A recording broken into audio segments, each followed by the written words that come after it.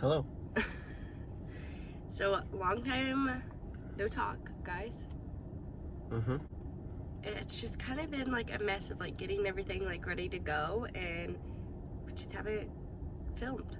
We just haven't picked up the camera and done it. So, right now we are in the car, which you guys have not seen our new car yet. Yep. But we got a 2016 Ford Edge.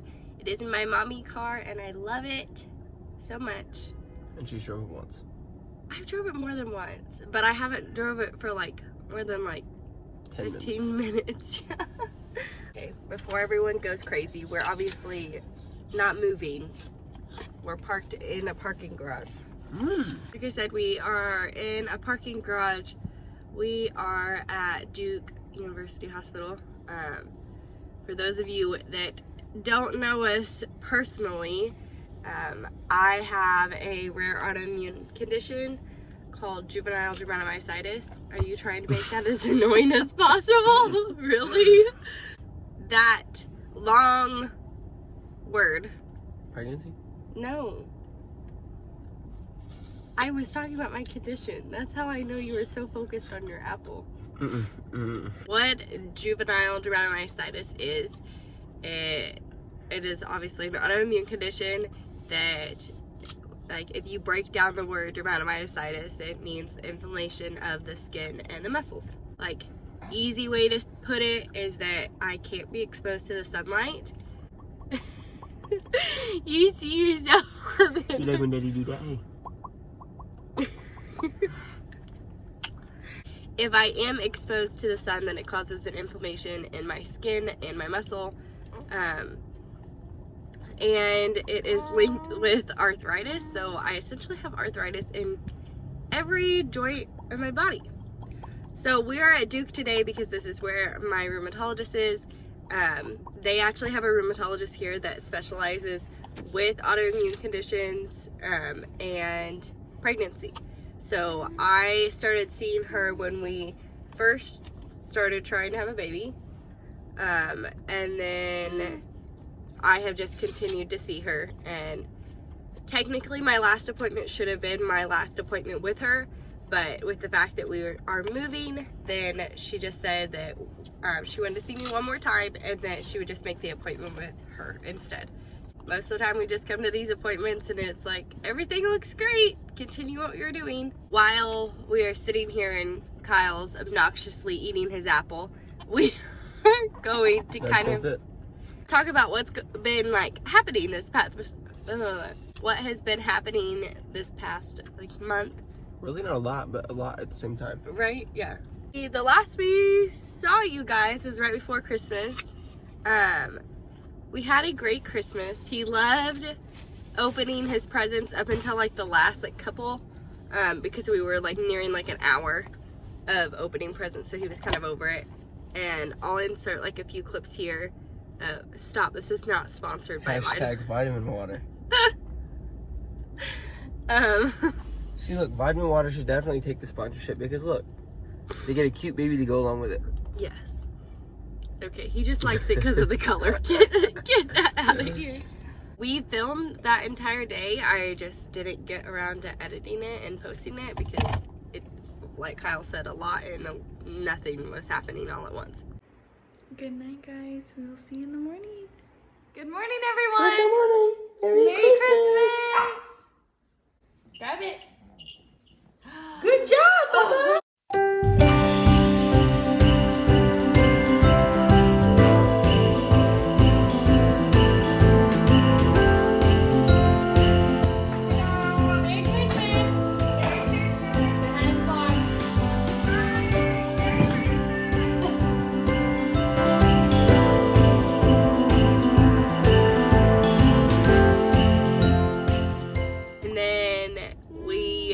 jumped into January and it's just been like a mess, it feels like, because we have been focusing on everything that's going on with the move. In case you didn't know, because we didn't. So obviously I have 2 dependents, bang, bang, spouse, child. But that only means that you only rate in the military a 2-bedroom house. Because they expect us to live together. You mean And then him to live in his own room. Yeah. So it's kind of hard to get a 3-bedroom house, but I called and argued for like weeks. And finally they said, yeah, whatever, we have an extra one. But we haven't even got to see what it looks like yet. I mean, we know like kind of what it looks like. Right. But like the minor details we don't really know yet. It's just kind of a mess going on with housing, and so we have like a potential address right now, but nothing's like official until we actually go and see the house. We know like what the housing pictures look like, but this particular community, there's so many variations in the house, as far as like the style and the setup to the actual like some of the houses are updated and some of them aren't. Yeah. I'm okay with the housing that we're moving into, but obviously our first choice was our first choice for a reason. I just want a 3-bedroom house to make money on. That's all I want. Yeah, I guess that's true. But a week from today will be our last night in our house fully packed. And 2 weeks from today, we will be on our way to Missouri. Yay. That's crazy. We just kind of want to update you guys on what was going on and where we've been. We will, I don't know, we'll probably film when we go inside. So we'll see you guys in a minute.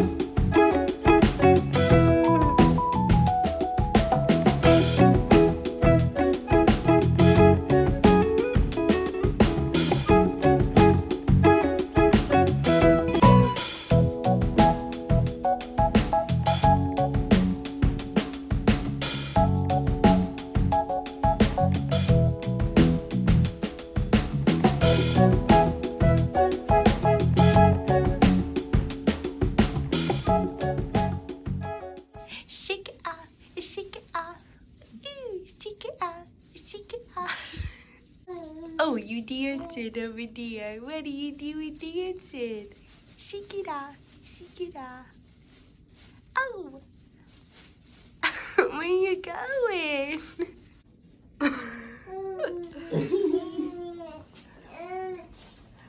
He's sliding. Hi. He's sliding. He's sliding down. He's sliding.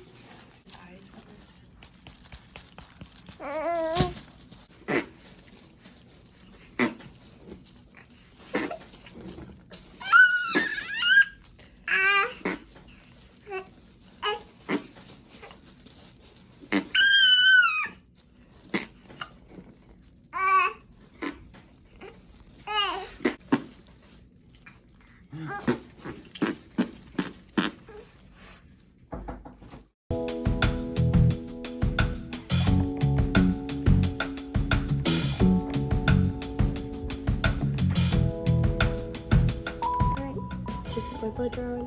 Doctor's appointment's over with. We're gonna go head home. You wanna head home?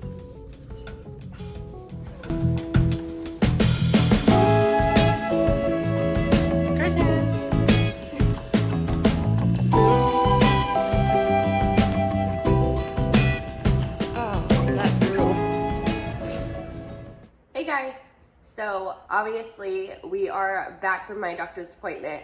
I wanted to wait until I got my blood results back in order to like give you guys an update on the entire appointment. I figured while Kyson is letting me drink my coffee, I will update you guys. Sorry about the mess. Obviously we're moving. a week from today, they will be loading all of our stuff up. So they will have 2 days of packing and then 1 day of loading. And this day next week will be their loading days. As far as my appointment, things went really well. She went ahead and recommended a doctor for me out in San Diego, like a 45-minute to an hour drive out to the doctor's office. Right now it takes us nearly like 3 hours to get to Duke. So I will happily drive the 45 minutes to an hour to this new place. I spoke too soon. But she said everything looks good with me and that we're going just to continue on with like my medications that I'm on right now, continue with that regimen. Don't fix what's not broken type of thing. When she was talking about how good everything looks, Kyle had asked when it's supposed to go away. She said that with the age that I am now, a little bit of background for those of you who don't know, I was diagnosed at the age of 9 and I am 23 now. So I have by far had this majority of my life. With how long I've had it and just how everything, you know, has been throughout my years with this disease, that she does not see me going into remission, which I 100% expected, and it's not the end of the world for me. I have learned to live with this, and that is completely okay. I know, you know, my boundaries with certain things, even though I try to push them to a certain extent. I'm used to what it feels like having this condition. I know that even most people who do go into remission at this point, it's still, you know, you're not symptom free, you're not medication free, you're still living your life with this. To me, there's not really a difference between being in remission and the life I'm living now. I do have my condition under control majority of the time with these medications. As long as I'm on these medications, I'm fine. If I start missing treatments or doses or stuff like that, then it's a totally different story. She said that if she had to put like a percentage on the likelihood of me going into remission, she would put it at less than 10%. I'm totally okay. I still enjoy my time in the sun. I obviously don't go to the beach and lay out or tan in tanning beds or anything like that. But I still live my life, you know, to the fullest. I have my tired days, I have my off days, I have my flares, you know, everything like that. But I couldn't imagine life anything different. And so her news of the rarity of going into remission is not life-changing for me. Just means that we live life how it is now. The only thing that I worry about is obviously us having future children. She has noticed like a pattern throughout her patients that if their disease is well controlled, like mine is, they have more challenges through pregnancy and a more likelihood of having a preterm birth, which is what I had. Then her patients who have more active disease and are not doing as well, they handle pregnancy so much better. I know that the likelihood of having another pregnancy is also the likelihood of having another complicated pregnancy, another preterm birth. But we want more kids. I would say that that is the only downside to not really having a possibility of going into remission. And it's not even like something for me, it's more for them. You know, I don't want to see my children suffer. I don't want to see another baby go through the NICU. That has been one of the hardest things that I have ever done, is to see like his day-to-day life in the NICU, and I don't want to go through it again. But I know that there's a possibility. Back on topic of my actual doctor's appointment, the blood work came back fine. The only thing that was like out of range, like out of normal range, was one of my levels, and it was just essentially saying that I have an autoimmune condition. So that has never been in normal range. It's normal for that to be abnormal. Other than that, everything looked really good. I am excited to meet this new doctor in San Diego. Hopefully we click well, because that is a huge thing. With someone who is living with a chronic illness, your relationship with your doctors and your ability to get along with them and trust them is everything.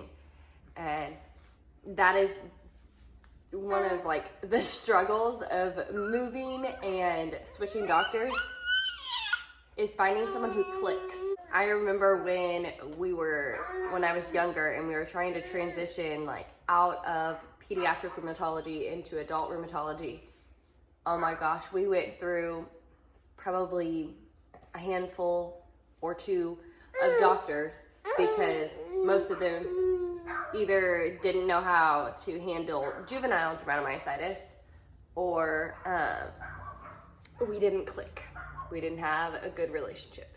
And if you don't trust your doctors, it makes things really complicated.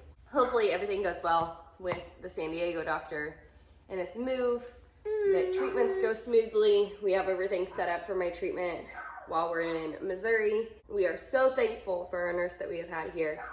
She was a blessing to us, saw us go through some of the worst parts of our life and some of the best parts of our life. She has just been great to make this transition easier, and it's really hard to leave her behind. We're hoping that we're going to be a little bit more active on YouTube as this move comes up. We want to film everything for you. So stay tuned for those videos, because our life is about to change a lot. I'm going to get off here and get some packing done and just get ready for this move. We will see you guys in the next video. Until next time. Yeah, I know. We will see you guys. Oh, okay. We will see you guys in the next video. Until next time.